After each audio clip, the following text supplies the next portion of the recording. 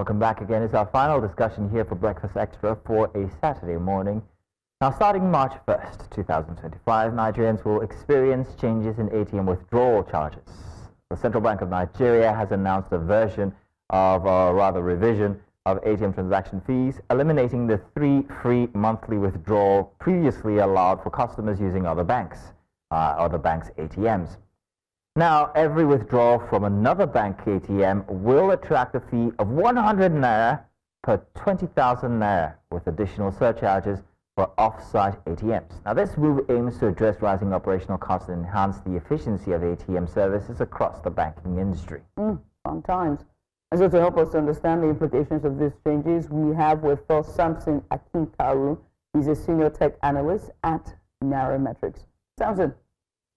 Welcome. Thank you very much. Is it Samson and Goliath? No, not Samson and Goliath. Goliath is the tariff. Everything that we use in Nigeria. But the CBN has now introduced a 100 naira, fee per 20,000 naira withdrawal at on-site ATMs.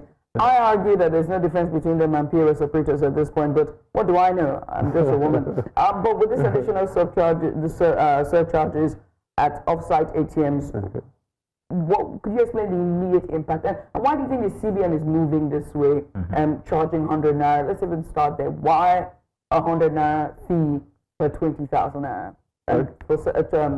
Amounts below 20,000 naira. Okay, thank you. The last time they reviewed the POS charges was in 2020, I think. And that time they brought it down from 65 naira to 35 naira. So for this new review, the CBN is saying that they want to achieve efficiency in ATM, and they also want to, you observe that for some time now in several banks you don't get cash in ATMs. You go to ATMs, they are cashless, you can't withdraw, and it is based on the fact that the banks were running loss in maintaining ATMs. So CBN, in trying to find a way to make them have some gain in maintaining ATMs, to try to jack up the fees and then fix the. I have a submission. Okay. The maintenance for ATMs is what's causing all of this. Were the ATMs working in the first place? Because Nigerians no longer go to bank ATMs. We can't even find a functional one to start with. So we would rather go down the street and pay 100 naira extra, 300 naira for 10,000 naira, if I'm not mistaken, extra to a POS terminal. These guys even have more access to monies than we do. If you go to the bank and say you want so and so amount, you may not get it. However, these guys get it. Are the banks not in cahoots with the POS operators? One, is it really because of increase in operational cost for ATMs that this charge has come? Let's face it. Your thought? Well, there are two things. Number one is the rising cost of maintenance of ATM.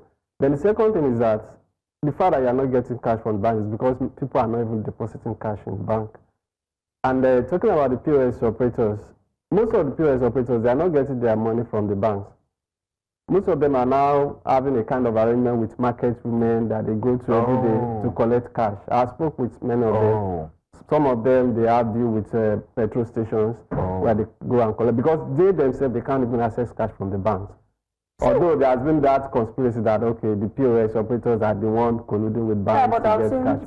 But I think I've tried to find out. And I've seen Chris money with those. Those money mongers, the ones that share money at the one days. Yes. In fact, clubs. What are you talking about? Clubs, the adult entertainment centers. The crisp money that is packaged. You don't have to tell but you don't have the time that they use for POS business. Okay. You can't. I think the CBN also needs to take action about the people that sell currency at parties, because definitely they are buying it from the bank. You can't withdraw that even in the ATM. You don't even get that. So what you're saying is that you do not believe the conspiracy between the banks and the you POS. Don't believe it. I do not believe it. When next you come to Festac, I'll take you out to a bank, and just there opposite the bank gates is a POS operator who always has cash. But right opposite the bank there's never any cash at the ATM. No, what I'm trying to say, that there is possibility that yes, some get their cash from banks, but I also know a lot of POS operators that get their cash from market women, from filling stations. So back to this 100 naira. Okay, Judith, I beg your pardon. Go ahead, please. You said something. Yeah. You said that that the banks don't have cash because people are not depositing in the bank. All right, and then there's this model that we have that's not really cashless policy, but then it's cashless policy. And so what is the consumer behavior behind the banks not having cash? What's really, is it that people are not going in to deposit their money anymore? Is it that people are keeping money at home? Because if we don't have access to the money at ATMs, if we have to pay POS machines to get money, you know, it's not readily available. I know the times I don't carry cash as I normally would. I can't remember how long I've been carrying cash. Then what's happened to our circulation, really? I think this can still be traced back to 2023, early 2023, when there was cash crunch.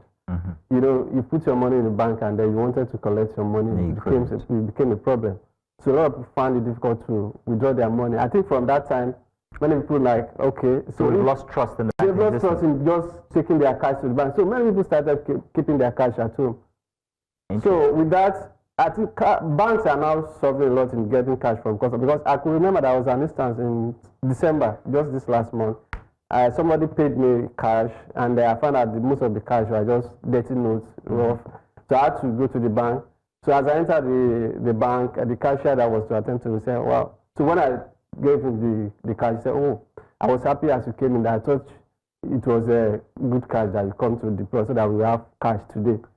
So they're relying on you. They are relying on people to bring in cash because they didn't have cash. And you also said that the POS machines, especially the ones you spoke to, the operators that you spoke to, are going to the merchants and the market traders, and then also the filling stations. So where is all the money that was mopped up during the in the last quarter of 2022 and first quarter of 2023? Probably many of them were not returned to the bank, I think. Because, and then going back to my previous statement on POS operators, you see, the POS operators are also contributing to the bank's lack of cash, because normally, as a business person, if you have sold market, maybe at the end of the day, you go to the bank to go and deposit. But when you already have an arrangement with a POS person that comes to collect the cash, so definitely you don't go to the bank. What are the implications of the money being out there in circulation, in quote? Because we know most of it might be with the POS operators, where it's supposed to be in the bank. While the monies are inside of the bank, they have, in effect, it has on the economy. So what is that effect? What is that gap that we're now seeing now that the money is all kept inside of circulation and not at the banks? How's that going to implicate the economy? You know, that's the problem is that really affects our economic policy. You know, the CBN will be unable to really monitor, okay, what do we have, because, and then it's also it's something that also affecting the CBN cashless policy of the government, of the CBN. You know, when you say you are trying to promote a cashless economy, and then people are not taking their money to the bank, then that means the cashless policy has failed. So perhaps it wasn't well thought out. Maybe there's some gaps in and that brings me to even the ATM charges, because this will encourage people the more to keep their cash. So I was coming there, I was wondering, ATM charges, we don't use ATMs anyway, whether you like it or not. So we can increase the tariffs, the charges all you want. I'm still going to go to Lukman down the road with the umbrella and get cash from her, because... You know her name already? Don't you know all of them? I mean, because of the regularity with which you collect money from these guys, you don't know their children and what class they're in. When they come back from school, they take over from their mothers. You know the entire family, because in the evening, daddy is there, having a little... sitting down next to the wife, You know, it's a lifestyle now. So that's how related we are with it, which goes to show how redundant ATMs have become.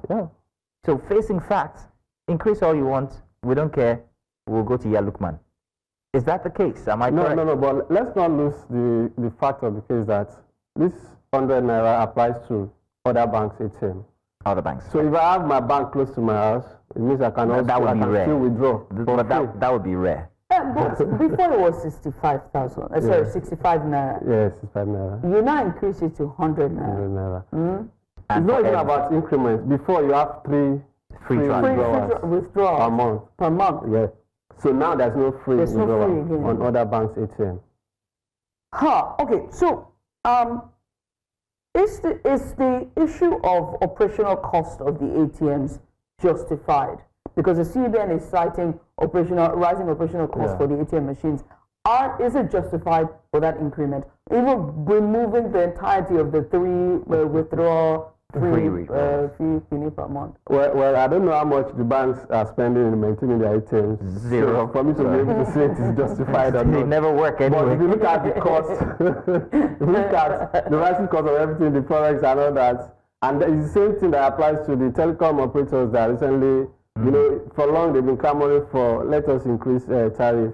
The government did not allow them, but eventually they allowed them 50%. So it's also this rising cost of operations. So I'm not in the best position to know whether it's justified or not, or whether it should be certain percentage or not, because I don't know how much they are spending on that. Let's flip this thing on its head. Yeah. We've talked about the unbanked, Yeah. the underbanked, Yes. and inclusion. And we always continue to have this conversation. Those that are in the border towns, those who do not have access to banking halls, that cannot even bank, be banked, how is this going to affect them in any way possible? Exactly.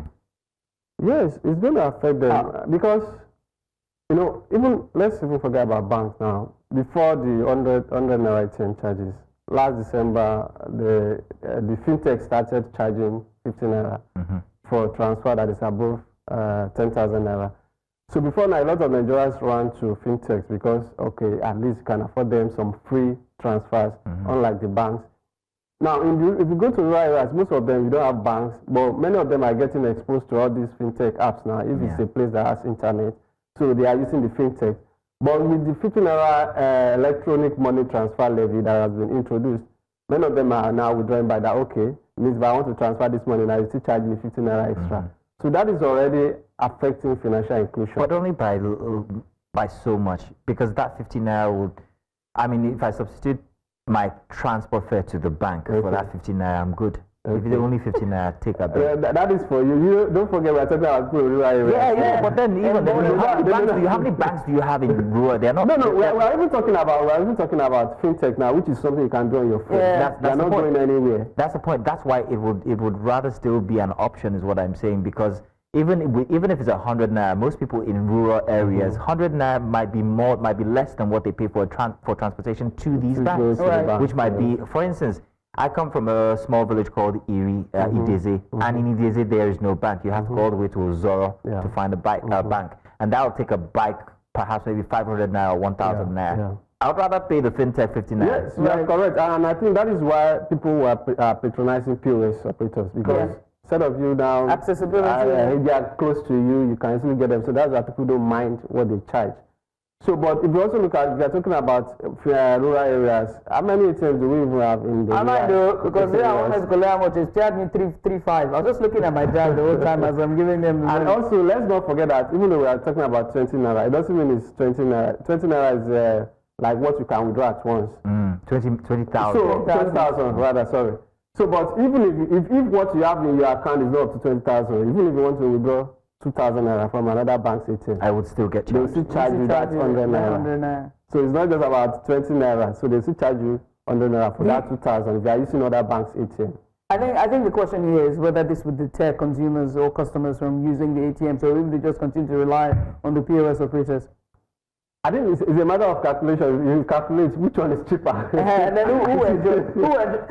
and that means the fintechs, they are primed to cash out gold from this. Exactly. Because even, let's say, the 15 naira is still, but it's still small compared to you now going to ATM to withdraw. So many people, I think this will also encourage people to do more transfers rather than withdrawing cash.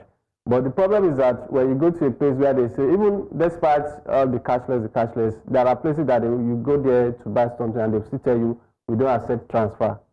So you have to do cash. So that is where the challenge is. Samson, why are we so reluctant when it comes to cashless, payments? Whether it's in the markets or whether it's, supermarkets is a completely different conversation entirely. They'll take you to another till where there's a cashier there, there's a merchant there that is waiting, and they'll generate something for you to pay. What happens? What can we ever get to a point where even the orange seller, whoever is, now markets, in the open markets, can't be able to do cashless policy or cashless transfers without you having to go and meet another person, POS, collect money, pay the person, go back? Oh my God! I think you still have the issue of trust in Nigeria.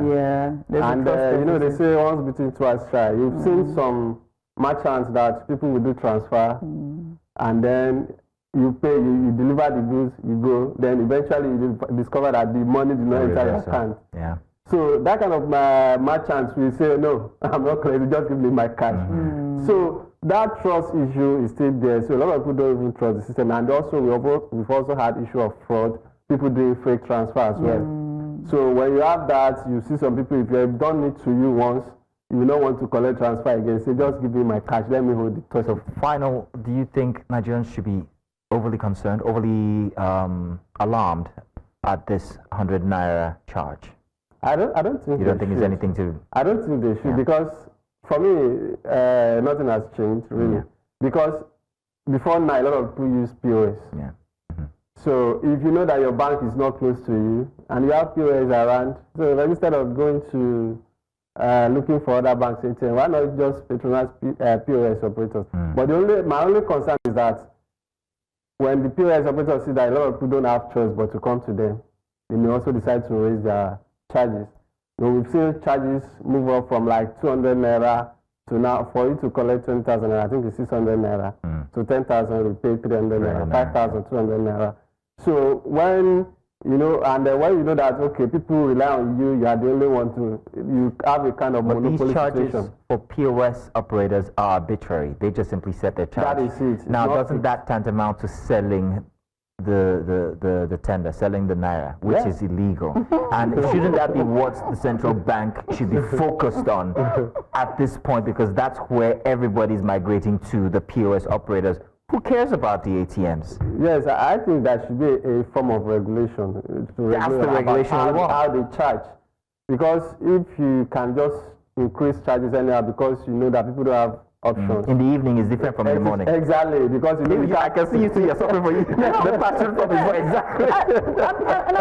I'm thinking about this regulation, right? Because when you go to the towns like Nasarawa, places like Nasarawa, and those border towns, because the more you get out of Lagos and the more you go into the northeast, north central, and the deeper you go up north, the prices always change. Yes. Do you get what I mean? Yes. So can regulation, streamline a baseline for transactions? Exactly.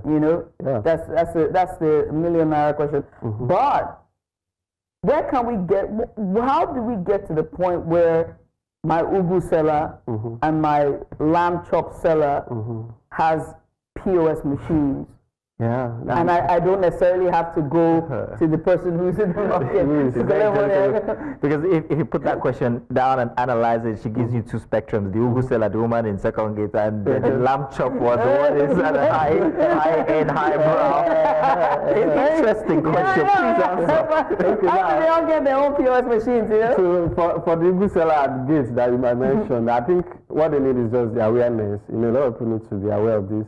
But another problem is that a lot of people are aware of this, but they also, the issue of trust that I raised earlier is also affecting them. They don't want to. So they don't want to go into that. Then there are also some people that work. I know that there was one madam I used to buy yam from. He used to collect transfer.